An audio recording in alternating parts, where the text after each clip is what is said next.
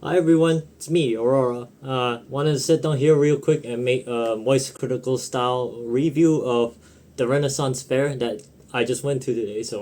I'm still dressed up. Haven't took down my costume yet. But long story short, I think it was a great experience. It was super fun, and I think it was the first time in a long time that I really enjoyed a event like this. So I'm gonna be talking about it in a bit more depth. Although notably, it's a lot different than other Renfairs because of the logistical restrictions. So no jousting and no blacksmithing, which is kind of a damper, but you gotta play the cards you're dealt with.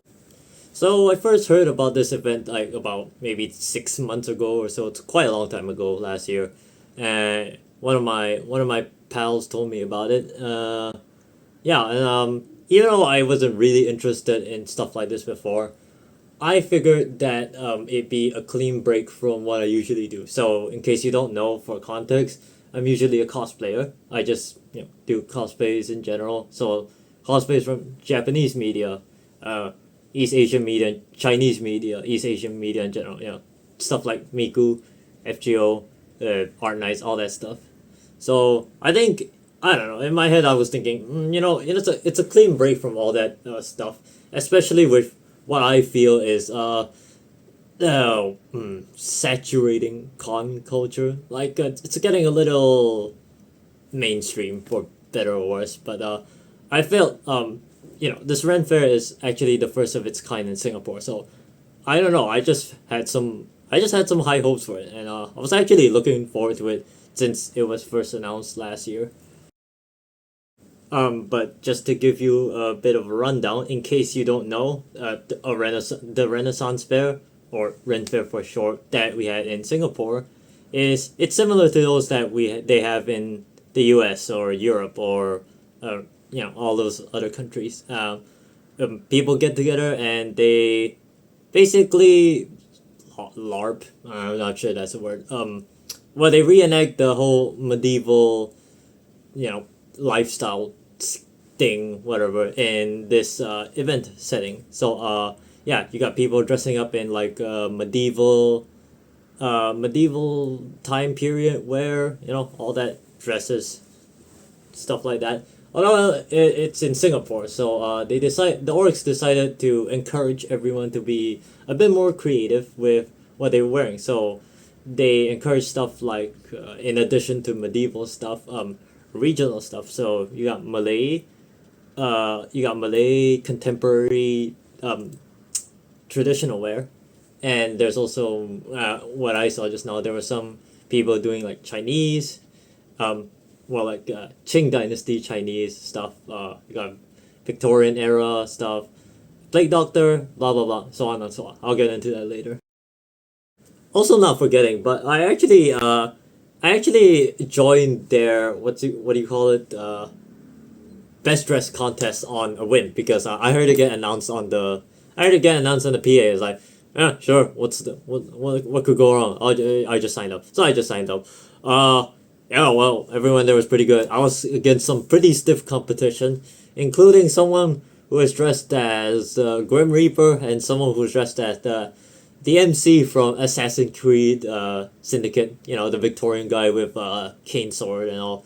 Yeah, I mean they were pretty good, but yeah, yeah. But I thought it was quite fun anyway. And then there are like some people who are really really nice to me. So I just went in and some people were telling me, hey, you look pretty nice. I really love your fit. I spent a lot. I actually that makes me feel so fulfilled because this fit is kinda original, kinda. Well, it's not original as in I devised every bit of it, but like I did have to like put all these clothes kind of together and kind of make it work. I had a vision in my head and I made it into fruition, and people are like, hey, that looks pretty good. Oh my god, you look so gorgeous.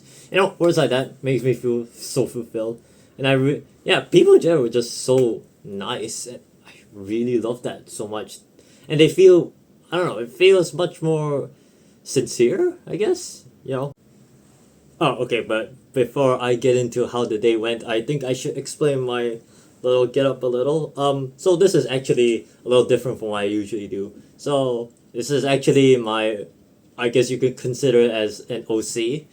Yeah, I didn't really have a name for her, but I just decided to give her an epithet Lady Blackout after the song that she was based on that inspired me, which is Blackout by Azari. You should check that out, by the way. So, her story is, well, I just kind of thought about this overnight, but her story is basically, she was a noble lady who just lived in a town, and she was accused of a crime that she didn't do. Alright, so the villagers started lynching her, and they beheaded her, and they threw her corpse into a ditch, and they just buried her right there. Well, an angel up there saw what the fuck was happening and took pity, and yeah, that angel revived her with a twist. So she with a forbidden ritual, and the consequence of that is that she's now this fucked up corpse that's like a hybrid of an angel and a vampire. So she's like that self-explanatory. Yeah, but yes, I intend her for to be an angel vampire hybrid. That retcon only came a little later after some people suggested it to me, and so did this was also a last minute addition. So I think it's pretty cool. I'm gonna use it for a future D&D campaign. Right, so now I'm gonna talk about how the general flow of the event went today. So I met my pals at the event happened at Fort Canning Park, and I met my pals about 1:30 p.m. So we went there together. It wasn't that far, although there was a lot of hills to climb, and in this general getup, it was not the easiest task. Anyway, I've been there, done that. So we had to queue. There was a long ass queue outside, but it was pretty fucking long. But I'm pretty glad that their crowd control is pretty efficient because we got in about 30 minutes. Yeah, I'd say that's pretty alright. Yeah, so we went about 30 minutes. It was just two people. It was like two or three people managing the whole thing, which is pretty impressive, not gonna lie. Suck on that AFA. Alright, so we went into the event, and honestly, it wasn't that big. Space is a luxury in Singapore. Please keep that in mind. But it wasn't that big, but I still felt it was alright. What? So what there was like one, two, three, maybe like 4 or 5 rows of stalls, and there was various vendors doing stuff. There was also HEMA demonstration going on, so you got those knights fighting each other. Pretty cool stuff. There was another stage beside there just for their medieval parkour performances, all that. I also like that pretty much. And there was the other side of it, so the stalls were in the middle right there, and if you can imagine it, in the one corner is where the HEMA demonstration is going on along with the stage, and then in the other corner is where they have their various events and stage and concert and stuff like that. Yep. So yeah, when I first went in with my friends, we were a bit separated a bit. But yeah, we basically browsed through all the stores there was. I didn't really get any merch, but I did happen to commission this art of myself, which was pretty cool. I'm really impressed with this drawing because the artist they saw my vision and they really caught every detail that mattered to me, and I was so happy they did. Yeah. Anyway, and actually after I got this drawing done, I started holding it impromptu, kind of like this all along, because I had the sudden idea to use this as a funeral portrait. So I'm just holding a funeral portrait of myself. I know it doesn't look that way, but I kind of like it. Little imagination going on in my head. And so now that I told you how the event went, let me start by talking about what I enjoyed about it. So well, basically a lot of it. So normally just for context, normally I go to anime cosplay conventions, and I've been doing so since like 2022, so maybe 3 years, 3 4 years at this point. So But I started to feel that as it was normalized, it was getting more mainstream after COVID. It started to get a bit more stale, repetitive. I don't know it. I don't know what word I should use, but it wasn't a great feeling, and I feel it was getting a little boring. I guess. I mean that's I guess that's a side effect of what happens if it gets too. You do it every other week, and suddenly I guess you're tired of it. But I guess this Renfaire had the benefit of being the first of its kind.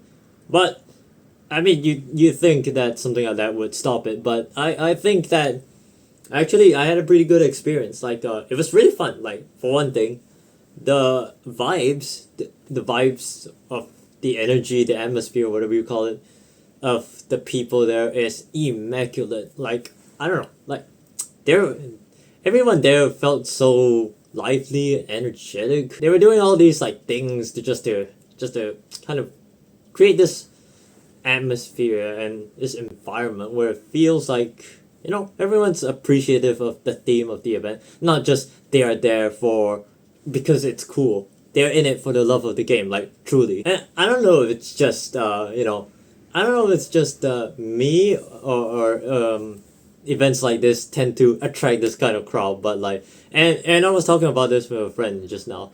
But basically it's a pretty it's in case you don't know, these kind of thing we found out that these kind of things tend to be a pretty queer friendly space. So think stuff like they are pretty tolerant, accepting even of all these you know LGBTQ stuff, and they're pretty strong at pronouns thing. And in case you didn't know, I'm a trans lady myself, and in a normal anime con actually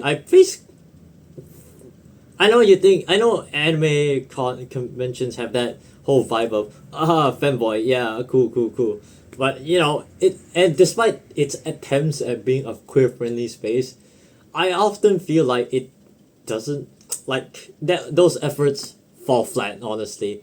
But here they are explicitly conscious of creating a queer friendly environment, which is something I I appreciate that. So normally in an event, I'm not voice trained as you can hear. Normally in an event, the moment I start speaking like this, I get those weird looks like, hey, can I get a picture of you? And I say, yeah, sure. And they're like, oh god.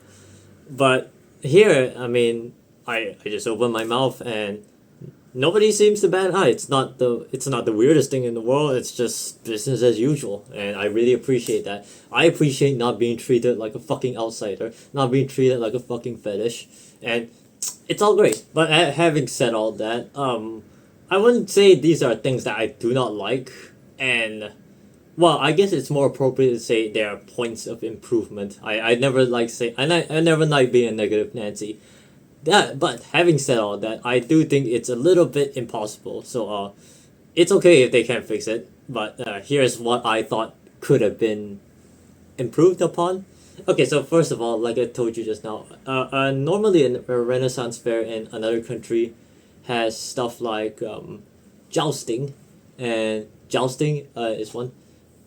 Blacksmithing was another one, and they got a whole bunch of other activities. And for me, one thing I personally suggested with among my friends was traditional baking methods. So like those stone ovens style. I know I know blacksmithing was floated as an idea, but it was not allowed because there was a lot of logistical difficulties and permits required for, and actually it's straight up not allowed to have an open flame in a space like that, which is essentially a nature park. So yeah, they don't, and it has stuff with to do with pollutants, open fire, danger, blah blah blah blah blah, and it was basically a hazard, and it would have been administratively impossible to get through. Horses, I don't need to tell you, in Singapore is just a pain in the ass to handle, so that was pretty much out of the picture. Uh, I feel like number three was something that they could have implemented. I never told any of them about it yet, so maybe I'll approach the orgs about it. But yeah, maybe yeah, I just I understand this is the first of its kind, and honestly, they put it off quite well. But yeah, in future iterations of this event, I really would love to see if they add more of those medieval stuff. Yeah, and yeah, to the organizer, Katie, I believe her name was. If you ever host these events again, I'd be 100% backing you up. All right, yeah, you go, girl. Yep, and that's all I gotta say. So, thanks for listening.